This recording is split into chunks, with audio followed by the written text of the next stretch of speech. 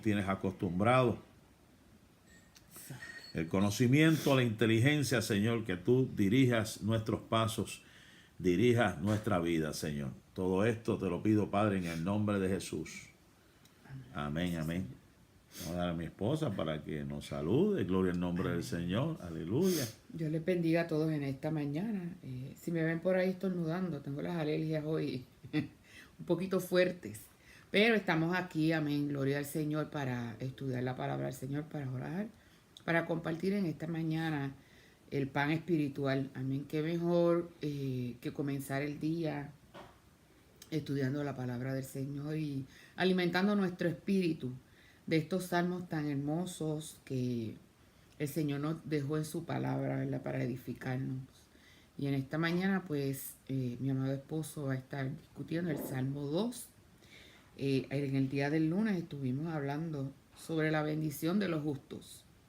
Era el Salmo 1, ¿verdad? Y los primeros versículos hablábamos sobre la bendición de los justos. Y luego, del versículo 3 al versículo 6, por el contrario, lo que les pasa a las personas, ¿verdad? Que no son justos, los pecadores.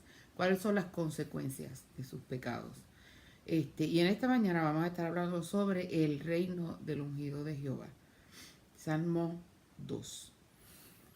Amén, gloria al nombre del Señor Jesús. Qué hermosa mañana, ¿verdad? El Señor nos ha permitido el poder estar a través de estos medios, el poder llegar a la comodidad de su hogar en este día, un día bien importante en Puerto Rico, y en algunos lugares se está celebrando el Día de Reyes, que comúnmente se conoce la tradición, ¿verdad?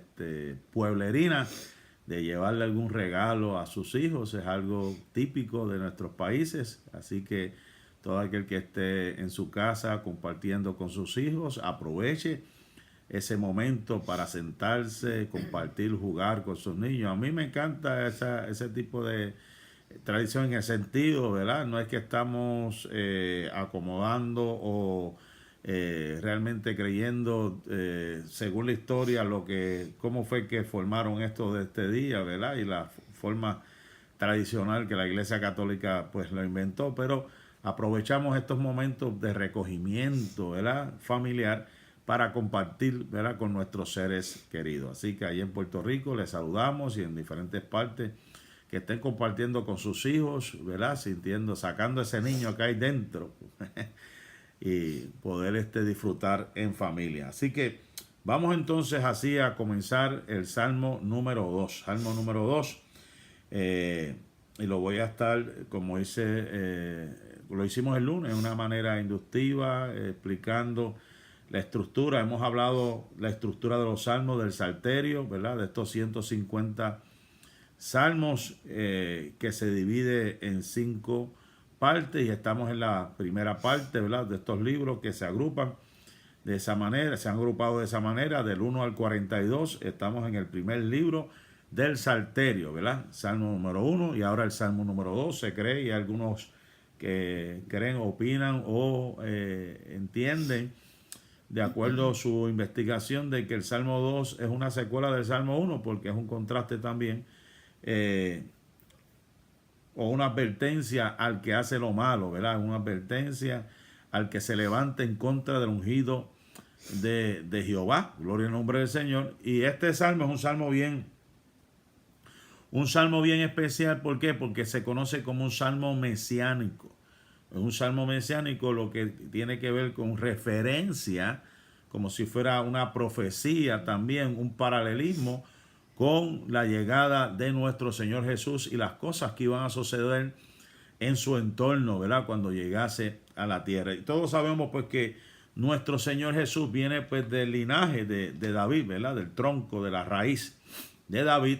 Y si usted busca en los evangelios, la biografía que presenta el evangelio según Mateo, pues vemos las generaciones, Jesús viene parte de esa raíz davídica, y por eso es que se habla muy bien, y estamos bien de acuerdo con lo que se llama un aspecto mesiánico, profético, con respecto a la llegada de nuestro Señor. Por eso el título que algunos le dan a este salmo se le conoce como el Mesías príncipe, La estructura es la siguiente, es un salmo bien sencillo, lo vamos a elaborar, ¿verdad? De una forma que usted entienda y comprenda del verso 1 al 3. Vamos a hablar de lo que es amotinar, ¿verdad? Lo que la gente, como dice la escritura, por qué la gente se amotinan. Y el del verso 4 al 6, vamos a hablar del Señor que mora en los cielos, que se ríe de ellos. Y del verso 7 al 9 vamos a hablar del decreto del Hijo. Y de los versos 10 al 12 vamos a ver la amonestación a los reyes. La amonestación, porque hay una amonestación. O sea que son 4 partes esenciales. La actitud de los pueblos, la actitud de nuestro Señor que toma, el decreto del Hijo y la amonestación a los reyes. Esas son las 4 partes principales. Vamos, no sé si puedes leer el Salmo para refrescar la memoria a los hermanos que están escuchándolos en esta hora. Amén. Dice la palabra, en el nombre del Padre, del Hijo y del Espíritu Santo. Amén. ¿Por qué se amotinan las gentes y los pueblos piensan cosas vanas? Se levantarán los reyes de la tierra y príncipes consultarán unidos contra Jehová y contra su ungido, diciendo: rompamos sus ligaduras y echemos de nosotros sus cuerdas. El que mora en los cielos se reirá, el Señor se burlará de ellos. Luego hablará a ellos en su furor y los turbará con su ira. Pero yo he puesto mi rey sobre Sión, mi santo monte. Yo publicaré el decreto. Jehová me ha dicho: mi hijo eres tú. Yo te engendré hoy. Pídeme y te daré por herencia a las naciones y como posesión tuya los confines de la tierra. Los quebrantarás con vara de hierro, como vasija de alfarero los desmenuzarás. Ahora pues, oh reyes, sed prudentes, admitid amonestación, jueces de la tierra, servid a Jehová con temor y alegraos con temblor. Honrad al Hijo para que no se enoje y perezcáis en el camino, pues se inflama de pronto su ira. Bienaventurados todos los que confían. Amén. Muy bonito, ¿verdad? Este es un salmo pues que habla de reyes, habla del decreto del Hijo, habla pues en cierta manera alegórica comparado a la actitud y el comportamiento pues de la gente. Y el tema central de este libro es nada más y nada menos, si lo vamos en términos históricos, del establecimiento, escuche bien, y consolidación del rey David sobre el trono por encima de toda oposición de parte de sus enemigos, según Charles Spurgeon. Esto habla sencillamente, usted sabe que David se había levantado y había muchos enemigos que estaban en contra de él. Un joven pastor de ovejas sencillo, que fue esforzado, que fue atrevido en desafiar los gigantes, y también esto acarreaba una responsabilidad, acarreaba también que la gente pues se levantara en contra de él. Llegó el momento de su entronamiento, llegó el momento de su ungimiento, llegó el momento pues que Dios lo iba a poner al frente de ejércitos, Dios lo iba a poner al frente de reinos. Y sale este salmo que, aunque vemos el salmo que en su Biblia lo más seguro no tiene el título de quién lo escribió, pero vamos a ver más adelante, según el libro de los Hechos, quién lo escribió. O sea que el tema central habla de el establecimiento y consolidación de David como rey sobre el trono por encima de toda oposición de parte de sus enemigos. Ahora vamos a entrar a los versos 1 al 3, como lo dijo,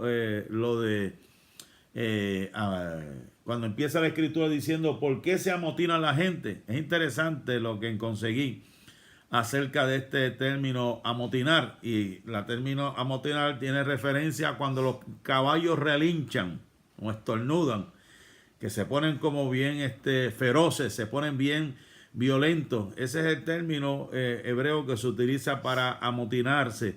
O sea que empiezan como a relinchar en ese coraje, en ese enojo. Y ahí es donde se hace esta pregunta, ¿verdad? ¿Por qué se amotinan? ¿Por qué se llenan de ira? ¿Por qué comienza esa violencia? La gente y los pueblos piensan cosas vanas. ¿Por qué dice piensan cosas vanas? Pues cuando hablamos de, ¿verdad?, cosas vanas, planes, ¿verdad?, o intentos para llegar más allá, ¿verdad?, de una cosa que son imposibles de llegar a cabo. O sea, que el pensar cosas vanas, o sea, lo que está diciendo el salmista en otras palabras, ¿por qué están pensando, planeando, intentando cuando saben que jamás llegarán a ese término? Porque es imposible. Porque siguen tratando y tratando y tratando de levantarse en contra del ungido de Jehová cuando saben que es imposible de llevar a cabo. Ahora, es interesante la escena que presentan los autores y por eso comparto esta palabra, porque el verso 2 nos dice: se levantarán los reyes de la tierra y príncipes consultarán unidos contra Jehová y contra su ungido. O sea, hay una confabulación. Hubo una confabulación y existe una confabulación de levantarse de todo en contra de todo lo que se llama Dios desde el principio, desde que Lucifer fue lanzado, desechado del cielo, que llegó a la tierra. Y vemos en el libro de Apocalipsis que la serpiente se levantó en contra de los descendientes, se ha levantado en contra de todo lo que se llama Dios. Y aquí el salmista nos dice: ¿por qué se amotinan la gente y los pueblos piensan cosas vanas? Se levantarán los reyes de la tierra y príncipes consultarán, dice, príncipes consultarán unidos, o sea, una confederación, una unidad, porque tratarán de unirse, tratarán de buscar cómo relacionar y destruir, ¿verdad? Y contra Jehová y contra su ungido, diciendo: rompamos sus ligaduras y echemos de nosotros sus cuerdas.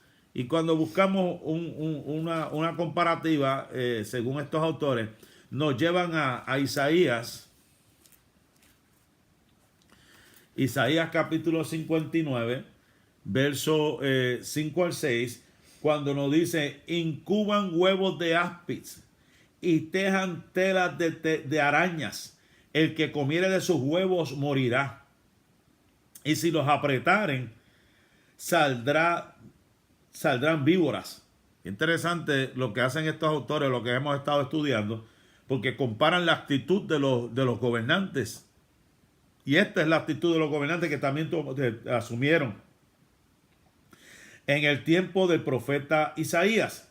Y dice: sus telas no servirán para vestir, ni de sus obras serán cubiertos. Sus obras son obras de iniquidad y obra de rapiña está en sus manos. O sea, estamos hablando acerca de la actitud, del comportamiento de los que se unen se confabulan para levantarse en contra del ungido de Jehová. No prosperarán. Por eso es que dice: ¿por qué se levantan? ¿Por qué se amotinan? ¿Por qué relinchan? En otras palabras, ¿por qué se unen? ¿Por qué están haciendo lo que están haciendo? Y lo otro que hacen es que se levantan ungidos, o sea, en una manera sistemática, en una manera deliberada. Y aquí es donde el autor Spurgeon dice: los pecadores son más sagaces, mientras que los santos son más lentos y torpes. Qué interesante el pensamiento de este hombre, porque está hablando que las tinieblas, el reino de las tinieblas, tiene una manera de unirse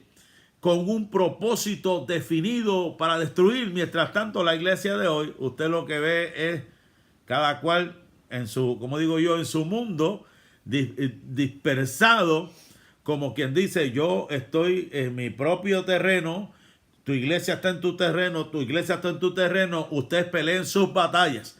Y el reino de las tinieblas, por eso es que Cristo lo dijo, Satanás sabe que que un reino dividido no puede prevalecer. Satanás no se puede levantar en contra de Satanás. Pero lamentablemente en el pueblo cristiano hoy en día vemos una actitud totalmente diferente. En vez de ser astuto, sagaz y unirse como pueblo, pues es la lucha que estamos enfrentando hoy, está bien hablando en el tiempo de hoy, se hace cada día más difícil. O sea, ¿qué nos está diciendo esto? La manera o la mejor manera para confrontar y poder vencer y que tampoco nos venzan es la unidad en el espíritu. La iglesia tiene que mantener la unidad. Hay algo bien interesante que también he encontrado, como dije, sobre el autor de este salmo, antes que se me escape, ¿verdad? Y está en Hechos capítulo 4, antes que sigamos por aquí desarrollando estos versículos. Como le dije, Hechos capítulo 4, verso 25 al 26,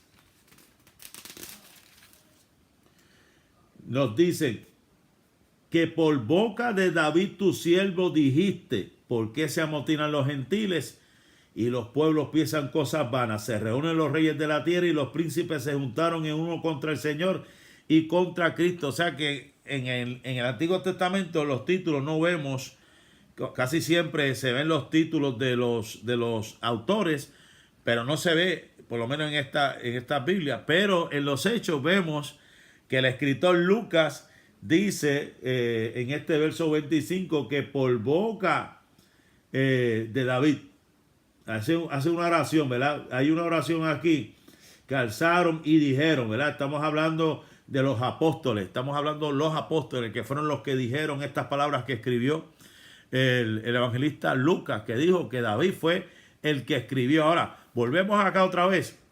En estos primeros versículos la gente se amotina, o la gente en aquel momento, el salmista veía que estaban levantándose como que oponiéndose al entronamiento, oponiéndose al ungimiento, oponiéndose a que él fuera el líder, el rey sobre esta nación, ¿verdad? Y ahí es donde vemos el cambio, según el verso, buscamos otra vez el Salmo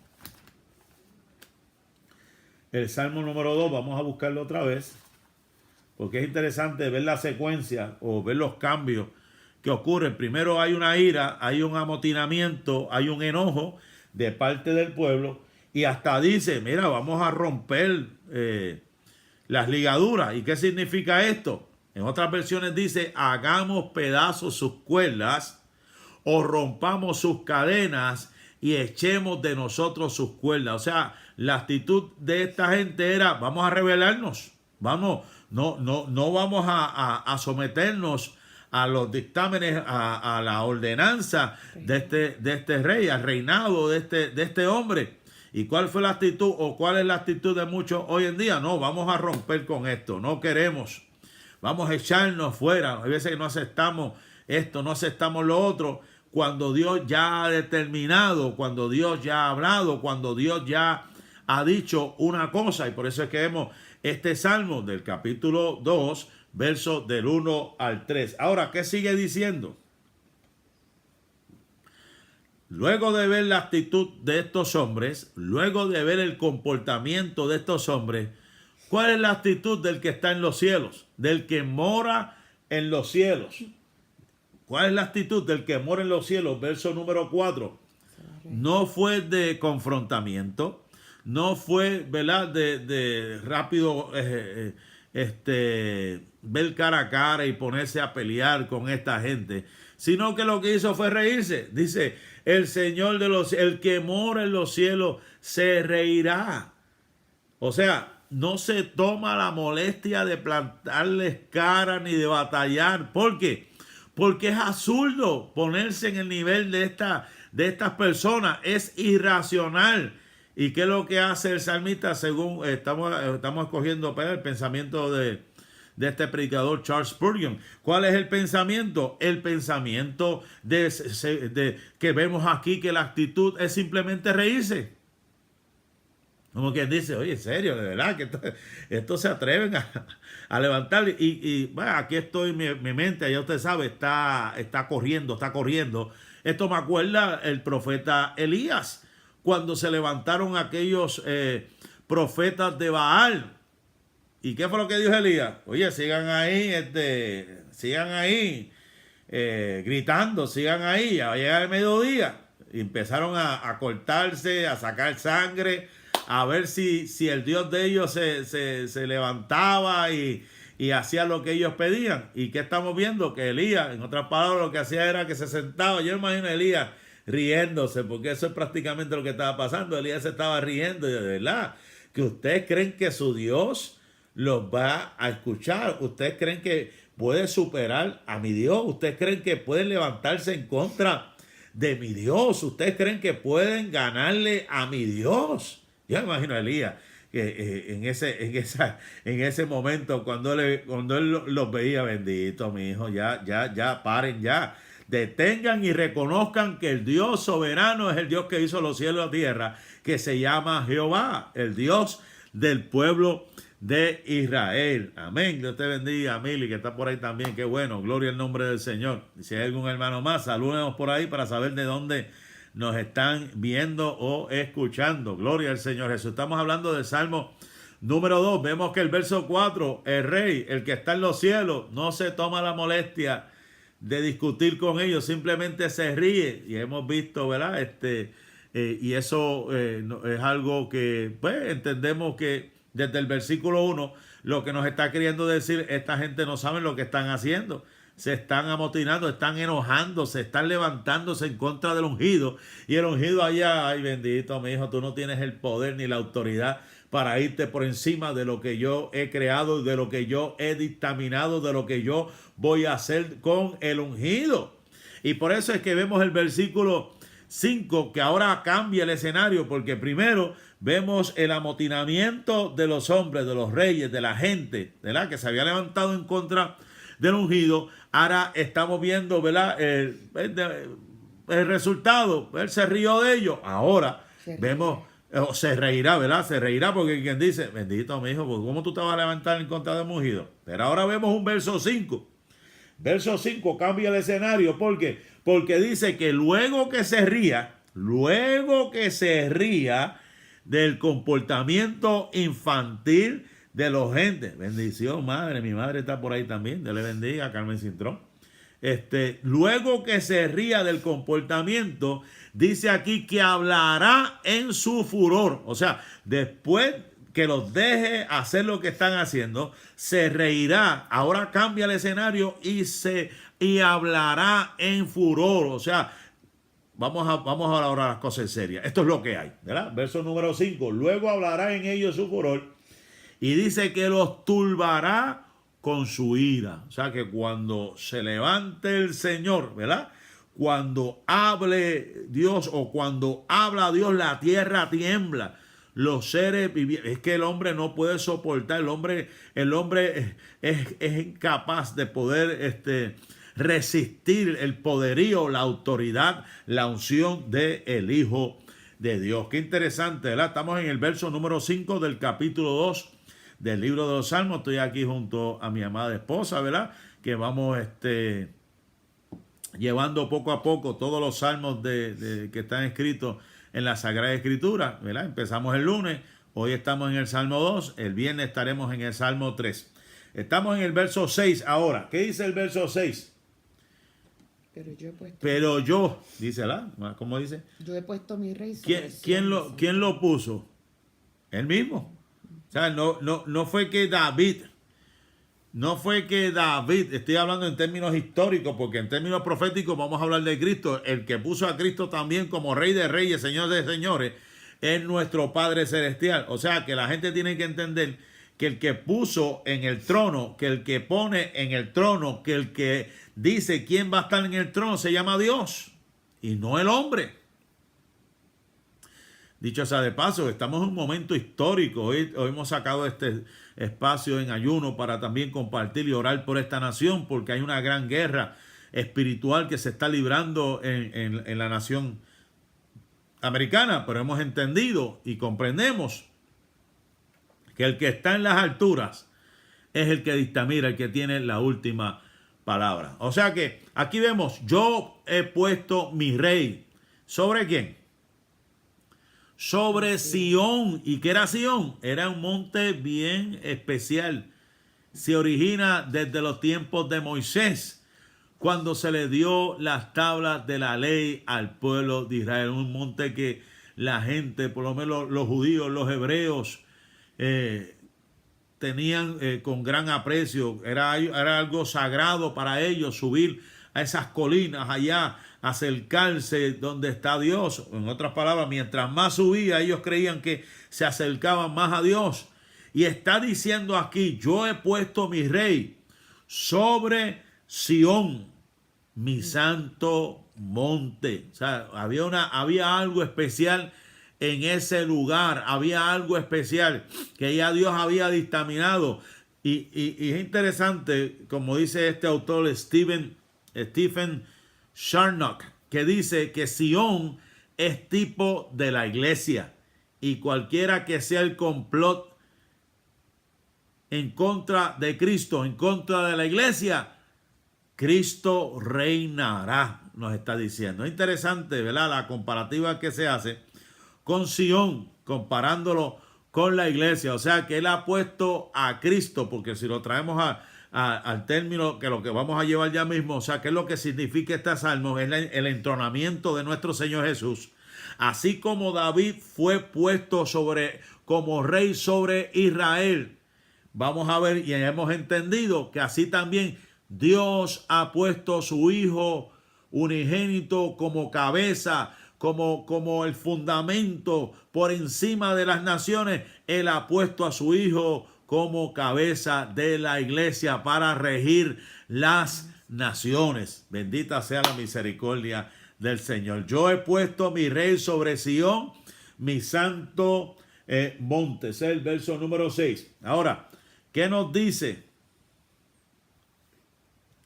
el verso número 7? Verso número 7. ¿Qué nos dice, amada iglesia? Yo publicaré el decreto. El decreto del Hijo dice: Jehová me ha dicho. O sea, una revelación, o algo especial al siervo, una declaración, ¿verdad? Que no se la dijo hombre, no se la dijo ángel alguno, se la dijo Dios. Le dice: mi hijo eres tú. Según el verso 7, mi hijo eres tú, yo te he engendrado hoy. Mari, ¿qué fue lo que sucedió en las aguas? Cuando Cristo fue a ser bautizado. ¿Qué decía aquella voz? Este es mi hijo amado en el cual tengo complacencia. O sea, una reafirmación. Una reafirmación hubo en ese momento cuando se escuchó una voz que decía: este es mi hijo amado en el cual tengo complacencia. O sea, una afirmación, una reafirmación. ¿Qué pasó en el monte de la transfiguración también? Pues esto me está viniendo ahora, yo esto ni lo tengo apuntado. ¿Qué fue lo que pasó en el monte de la transfiguración con respecto a esa revelación divina que hubo, que se había aparecido, ¿verdad?, en visión Elías, y se había aparecido Moisés, esa voz de allá que había también reafirmado acerca de Jesucristo? A él oíd, ¿verdad? Estamos viendo reafirmaciones, una confirmación. Esto nos habla de la divinidad de nuestro Señor. Esto nos habla del Emanuel, el Dios con nosotros. Mi hijo eres tú. Habla de la gloriosa divinidad. Y dice, cuando dice yo te he engendrado hoy, unigénito de Dios, nos habla del unigénito de Dios, de su naturaleza humana. No está hablando del Emanuel, de Dios con nosotros. No está hablando de lo que dijo el apóstol Pablo a Colosenses, de la plenitud de la deidad de Cristo, ¿verdad?, que se encarnó en un hombre siendo Dios. Estamos viendo esta seguridad, ¿verdad?, de que realmente Jesucristo era Dios. Y así como David fue ungido, fue preparado, estamos viendo ya en esta etapa de este salmo una revelación divina de su ungimiento, que no fue por hombre, no fue por sangre ni carne, sino fue directa de parte de nuestro Dios. Y eso a través de la historia se reconfirma, y estamos viendo que se verifica, y estamos viendo que en el tiempo que Jesús sale, se revela a los hombres el Emanuel, el Dios con nosotros, el ungido de Jehová. Por cuanto el Espíritu, dijo el mismo Cristo, refiriéndose al pasaje de Isaías, porque el Espíritu del Señor está sobre mí, por cuanto me ha ungido Jehová, ¿verdad? Un ungimiento especial. Y después de eso, y según esto es algo bien interesante, según el autor Stephen Charnock, porque es interesante porque Cristo vino a cumplir con una misión y era entregar su vida en la cruz del Calvario por la humanidad.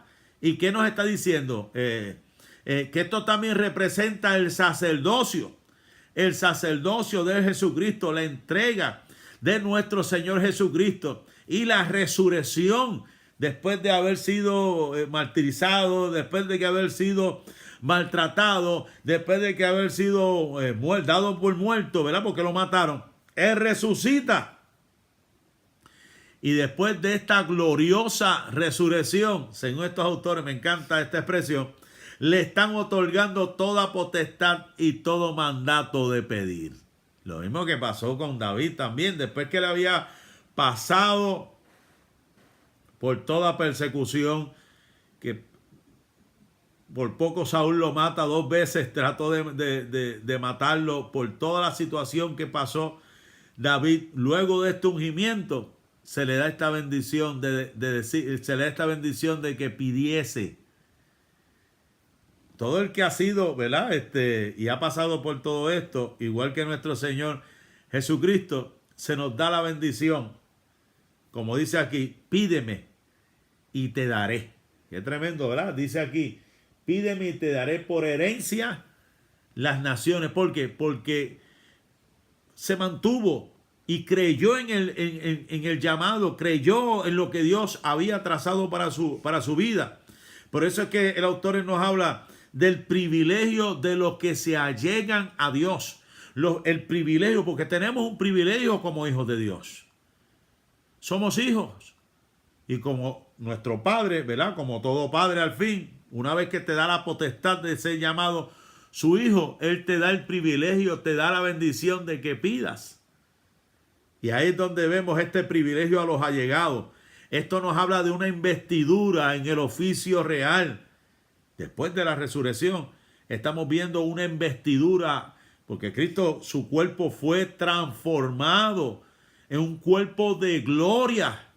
Y aquí está diciendo este salmo, pídeme y te daré por herencia las naciones y como posesión tuya los confines de la tierra. Por eso es que me llega a la mente en esta hora, ahora estoy entendiendo más claramente lo que va a suceder luego de que nuestro cuerpo sea transformado. Luego que nuestro cuerpo sea transformado, luego que ocurra la resurrección de los muertos. Por eso es que Pedro nos habla de real sacerdocio. Por eso es que la Biblia en Apocalipsis nos habla de regir las naciones. Estaremos rigiendo las naciones, porque Cristo viene a regir las naciones con vara de hierro. Y nos está diciendo, una vez que tu cuerpo sea transformado y cambiar ese cuerpo de gloria, a ti te dará también la oportunidad de regir las naciones. Y en ese es el mismo momento que se va a reír de ellos y se va a burlar de ellos por lo que ellos trataron de hacer ahora. En el futuro y en ese momento específicamente, el Señor se va a reír de ellos. Ahora ellos quieren desafiar a Dios con sus actitudes y sus acciones, y vemos cómo muchas veces se expresan los presidentes de las naciones y demás, y hacen burla ¿verdad? Y escarnecen lo que es el plan de Dios para el hombre, pero en el futuro hemos de ver cómo el mismo Señor se va a reír de ellos. Ellos se ríen ahora, en el futuro ellos van a llorar y el Señor se va a reír de sus actitudes. Y es más interesante, los que estuvieron conmigo en la clase de Apocalipsis saben que en el periodo de la gran tribulación va a haber una guerra, porque se levantarán en contra del Cordero.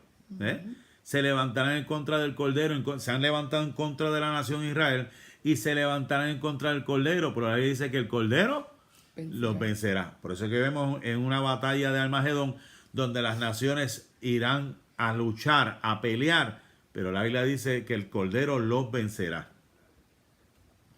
Y ahí es donde entramos en la parte, oye, es imposible. ¿Cómo tú crees que tú puedas vencer al ejército celestial? Y ahí es donde se establece el campamento de los santos, como expliqué hace unas semanas atrás. Después Satanás es atado, echado en una cárcel. Después de 1000 años será desatado y volverá a otra guerra. Pero ahí no va a haber realmente una guerra porque caerá fuego en los cielos. Y estaremos gobernando. Por eso es que esto es un salmo profético. Porque está hablando que se nos va a dar autoridad como sus hijos también. Así como a David se le dio autoridad. A los apóstoles dice la Escritura que los mismos apóstoles Cristo le dijo que van con él a regir las 12 tribus de Israel. O sea que hay una bendición especial a todo aquel que se llega a él. Todo aquel que se llega al Señor, habrá una bendición especial. Y ya estamos por terminar. Por eso es que dice el verso número 9, tú los quebrantarás con vara de hierro, ¿verdad? Por eso es que la Biblia dice que Él vendrá, ¿verdad? Y los regirá con vara de hierro. Lo que está hablando es la severidad de los castigos, porque va a ser fuerte el castigo que se va a levantar en contra de ese pueblo. Y terminamos con estos versos del 10 al 12, que es un consejo, se le está dando. Mire que Dios es amoroso. Dios es un Dios de amor y le está diciendo desde un principio, mira, no pierdan el tiempo en levantarse en contra de mi ungido. No pierdan el tiempo en levantarse en contra de mi iglesia. Pero también en su furor los va a hacer temblar. Y hay una cuestión profética aquí, como dije, en el tiempo de Cristo, el ungido de Jehová, y también una cuestión profética de cuando surja también el momento del reinado, donde Cristo vendrá con vara de hierro a reinar las naciones. Y por eso vemos estos versos del 10 al 12, que se le da una amonestación, un consejito. Le estamos dando un consejo a los reyes. ¿Cuál es el consejo? Verso número 10. Ahora pues, reyes, sed prudentes y admitir amonestación. No hay posibilidad de ganarle al ungido. Qué tremendo. No hay posibilidad. Le está diciendo, mira, no pierdas tu tiempo. Ahora, el verso 11, ¿qué nos dice? Servid a Jehová con temor y alegraos con temor. Sirvan a Dios. Sométanse y alégrense. El Señor es la fuente de todo gozo espiritual. El Señor es la fuente. O sea, no pierdan su tiempo y gócense de que tienen al ungido reinando sobre ustedes. Y termina el número 12 diciendo, honrad al Hijo para que no se enoje. O otras versiones dice que ni su nariz se inflame. Que no pase, ¿verdad? Como los primeros versos, que se comience a alterarse. No permitan que eso comience. No provoquen. En otra palabra, esto quiere decir, no provoquen al ungido de Jehová.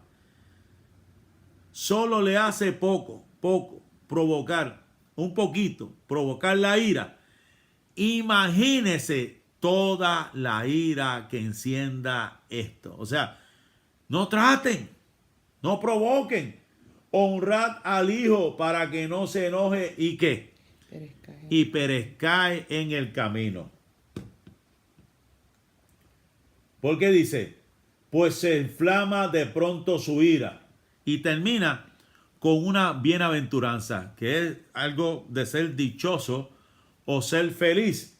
Cuando dice bienaventurados, todos los que en Él confían. Todos los que confían en Dios son bienaventurados. Hasta aquí el Salmo número 2, ¿verdad? Esperamos que este Salmo haya sido de edificación para cada uno de ustedes, de los que nos están viendo. Gloria al Señor. Ya el viernes, pues seguimos con el Salmo número 3. En este día, pues vamos a estar en oraciones, vamos a estar aquí, mi esposo y yo, si alguien se puede unir a nosotros en oración, ¿verdad? Un día bien importante, bien especial para esta nación, un día histórico, que se haga la voluntad de Dios, pero seguimos clamando al Dios del cielo, que Dios oirá desde los cielos y hará lo que tenga que hacer y protegerá y cuidará de los suyos. Padre, en el nombre de Jesús te doy gracias. Te doy gracias por tu amor, te doy gracias por tu bondad, te doy gracias por tu fidelidad. Señor Dios mío, Padre, gracias por cada uno de mis hermanos, cada una de mis hermanas. Te pido, Dios, que tú los sigas bendiciendo, los sigas fortaleciendo en este día, Señor. Glorifícate en una forma especial a través de cada uno de ellos, a través de nuestra vida, y que pasemos un día especial en tu presencia, en el nombre de Jesús. Amén. Dios le bendiga, Dios le guarde, la paz y la bendición de Dios sea con cada uno de ustedes.